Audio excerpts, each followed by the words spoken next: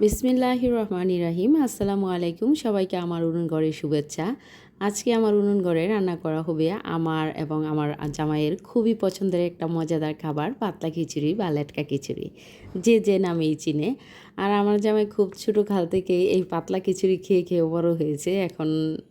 এখনও ওর কাছে অনেক ভালো লাগে খিচুড়িটা, যদিও আমার চেয়ে অনেক পরিমাণে বেশি খেয়েছে।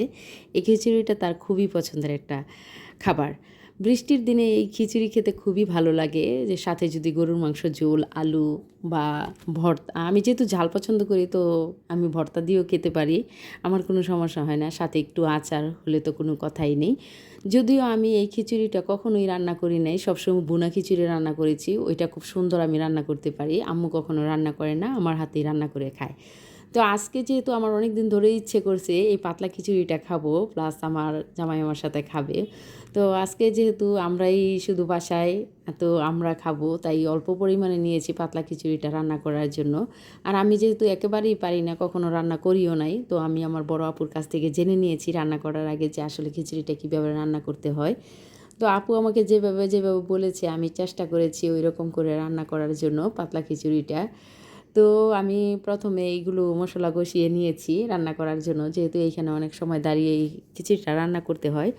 তো রান্না করছি এখানে দাঁড়িয়ে। আর আমি যখন নাকি আমার আপুর বাসায় যাই, তখনই আপু এই খিচুড়িটা রান্না করে। আর আপুর হাতের খিচুড়ি রান্না খুবই মজা হয়। আমি যতবারই যাই আপুর বাসায় এই খিচুড়িটা থাকে, প্লাসের সাথে মাংস থাকে, আপু রান্না করে রাখে পাতিল ভর্তি করে। তো ওখান থেকে এটা খেয়ে আসি। আর এখানে আমার বাসায় এরকম করে রান্না করা হয় না যেহেতু। আর আমার যেসব খাবারগুলো খুবই ইচ্ছা করে খেতে, আমি আপুর বাসায় গেলে আপুরাই আমাকে এই খাবারগুলো খাইয়ে দেয়। যেই জিনিসটা হয়তোবা আমি ছোট থাকতে খেয়ে বড় হয়েছি, আমাদের রান্নাটা এখানে হয়তোবা রান্না করা হয় না, তো ওখানে গেলেই খাওয়া হয়। তো অনেক সময় পার হয়েছে, আমার খিচুড়ি রান্না করা শেষ, আমি প্লেটে নিয়ে নিচ্ছি, বেরিয়ে আমি এই খিচুড়িটা এখন খাবো মাংস প্লাস ভর্তা দিয়ে। তো ভালো থাকবেন সবাই, সুস্থ থাকবেন, আমার জন্য দোয়া করবেন। আল্লাহ হাফেজ।